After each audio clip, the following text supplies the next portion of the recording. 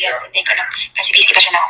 Yung paghihintay ko nga po looking forward po kasi talagang sana po mabigyan po ng ng hustisyo po yung pambabalawra po nila sa amin, sa pamilya ko.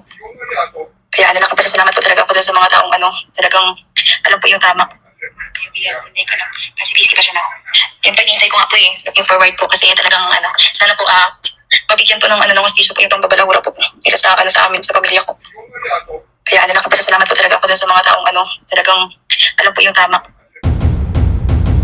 Mga ka-Adonis, mga kalingap, yung live ni Beyonce, napanood ng nakararami sa atin. Ang totoo niyan, marami talagang nagtataas ng kilay. Oo, talagang ganyan, ganun. Sapagkat ang kahuli-hulihan, nakahilingan nila, di ba?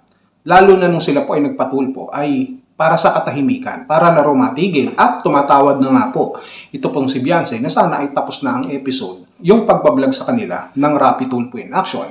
Pero ito nga, gumawa ng channel, marami po ang kumukontra. At sinasabi ng iba, ng kanilang mga tagapagtanggol, ano daw ba ang problema kung magkakaroon ng channel? Ito pong si Beyonce. Which is sa atin naman po, wala rin naman tayong pakialam. Dahil ito po ay karapatan naman niya na magkaroon ng channel kung kinakailangan. Subalit, hindi lingid sa atin na ang paggawa po ng channel ay lagi pong mayroong tinatawag na pros and cons. Positive, may negative. Depende na lamang kung ano yung ating tatanggapin na una. Sa pagkakataon na yan, mukhang ang tatanggapin ni Beyonce ay mga pambabash. Dahil kung gusto nila ng katahimikan, I think, hindi niya na kailangan pang gumawa ng channel sapagkat mas lalong hindi siya matatahimik. On the other side naman, siya na rin na nagsabi na kaya siya gumawa ng channel ay para daw ipagtanggol ang kanyang pamilya, ang kanya pong mga magulang sa pambabalahura ng iba. Bakit ko sinabing iba? Sapagkat hindi naman ang babalahura sa kanila ang kalingap. Ang nambabalahura sa kanila, yung mismong kanila pong mga tao sa paligid nila na nagsusulsol sa kanila na kung kaya sila nabalahura sapagkat ito ang nag-udyok at nagtulak sa kanila. And fast forward, eto nga, may channel na. Si Guapa. Sabi ko kanina, di ba? Marami ang nakamasid. Marami ang talaga namang sinisilip ang mga detalye kung ano ang sasabihin ni Guapa. At hindi nila masilip yung mukha ni Guapa na wala po dun sa camera. Marahil ay hindi pa siya komportable, medyo naiilang pa siya. Pero bakit siya nag-live? Nakakadalawang pag-upload pa lang yata, no? Yun ang pagkakaalam po natin. Bakit ba nag-live? Ito ba ay kusang loob na pagla-live ni Beyonce, pagbablog? O baka naman mayroong nagsasabi sa kanya na umpisahan mo na ang pagla-live dahil karapatan mo yan at para naman maasar yung mga kalingap. Siguro may mga nag-uudyok ng gano'n, may mga nagsusulsul pa rin, bahala sila. Karapatan nila yan.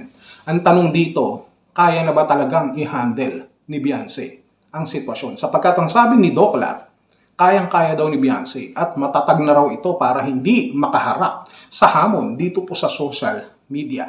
At narinig natin na inaantay daw nila ang abogado na si Attorney Libayan. Di ba? Kung totoo man. Ito lang ang masasabi ko, Beyonce. Kung tutulungan ka man ni Attorney Libayan, mukhang nagsasayang lang siya ng oras. Sapagkat sigurado naman, dahil hindi ako nabayaran nila Doklat, no? Bilang maging abogado nyo, nandito ako sa Kalingap. So magtatapat na naman kami nitong si Attorney Libayan laban kay Attorney Libagan. Sana naman dadamputin yan. Mukhang mapapahiya ka, Beyonce, pag yan ang kinuha mo na abogado. Kapag kinuha mo si Attorney Libayan, ang una niyang pupuntiryahin si Doc Lab. Natatandaan mo ba nung nag-live si Attorney Libayan? Ang sabi niya, babantayan niya raw itong gawain ni Doc Lab. So pag nagkataon pala, mapapahamak lalo yung founder niyo ng Team Guapa. O baka naman, Beyonce, mas gusto mong talagang mapuruan itong si Doklat, ha? Kaya ang kinukuha nyo ngayon ay si Attorney Libayan. Ang inaantay ninyo. Diba? Akala ko pa gusto nyo na katahimikan, mukhang mas mapapabilis yung pagtahimik ni Doklat pag nagkataon dahil sinisilip nga yan ni Attorney Libayan, diba? Yung kanyang mga vlogs, yung kanyang mga video. So ang unang mapupuruhan dito, si Doklat na iniingatan ninyo. Kahit paano may utang na loob kayo dyan. Yun naman ang gusto niya talagang tanawin nyo ng utang na loob, di ba? Kahit wala ng utang na loob pa na pag-uusapan sa Kalingap. Kaya kung gusto nyo ng tahimik, okay na sana. Tahimik, mamamatay din yung issue na yan. Pero kapag may isa na pumiyok, isa na naman na nagsalita, hindi talaga matatapos yan. Promise, sabi ko sa iyo Promise, hindi matatapos yan. Kailangan pang banggitin ang pangalan ni Attorney Libayan para ipanakot sa Kalingap o ano. Pero sabi ko nga karapatan nyo yan. Sa bagay, kung may magtatanggol man sa inyo, kailangan nyo talaga ng magaling. Dahil ako ay matagal na ako naboboard.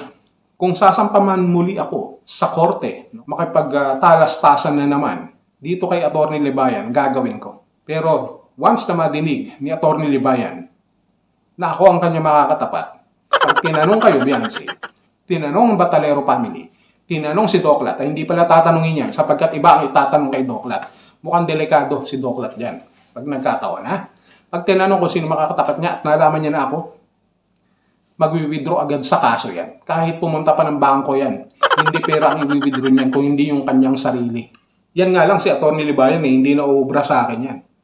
Paano pa yung pinagmamalaki yung Kapeso o Salcedo? Ano yan, pulang uod kung ano man. Wala, chicken feed. Chicken feed, puro kuda lang. Paulit-ulit lang naman yung sinasabi. Di ba? Kasama pa yan si Michelle Japina na wala naman. Walang-wala. No, may nilalaman pa siya na kesyo na ganito. Ikaw may sabi niya, ng Kalingap ganito. So, totoo pala. Parang hindi naman applicable din sa kanila yung sinasabi nila. Sila nga yung may unang-una nagsasalita na binalahura sila. Sa makatuwid, mas applicable sa kanila yung kanyang paliwanag. Ganun lang naman kasimple yun Wala. Talagang walang kagana-gana. Kapeso. Wala. Paulit-ulit na lang. Parang pangkantong diskusyon lang yun Ang gusto ko talaga si Attorney Libayan para magkaalaman na talaga. Kaya, Beyonce, kung may aantayin ka man, kung alam niya na ako ang kanyang makakalaban, huwag ka nang umasa, Beyonce. Sapagkat magsasayang ka lang ng oras. Kahit nakapikit ako, kabisado ko ang konstitusyon, kabisado ang batas. Nakikita ko lahat kung ano yung mga butas na pwede kong pasukin pagdating sa argumento sa mga batas. Kaya yung mga kabatas na yan, yung sila Kayo na yan, o kung sino man dyan, sila Recul, wala, panis.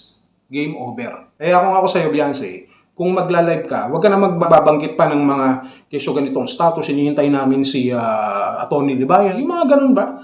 Huwag na. Mag-live ka na lang, mga musta ka, magkantahan kayo, mas maganda pa. Mas mamamatay pa yung issue at magkakalimutan tayo. Makakalimutan natin yung mga sugat ng nakaraan. Pero kung magbabalita kayo patungkol dyan sa update, hindi lalo kayo matatahimik. Mas lalo kayo madidiin at ito ay magiging kasalanan pa ng Kalingap na ibabato ng inyo pong grupo. Wala akong personal sa inyo. Ito ay payo lamang sapagkat hindi ka pinapayuhan ng tama ng mga kasamahan mo. Attorney Libayan pang hinahantay nyo, huwag na kayong mag-antay. Huwag nyo nang hanapin ang wala. Hindi siya darating. Lalo na kung nandito si Attorney Libayan. Beyonce, makinig ka sa akin. Makinig ka. Makinig ka ng maigi. Kung ako sa'yo, tahimik ka na lang. May sarili kayong pag-iisip kagaya na sabi ng mama mo.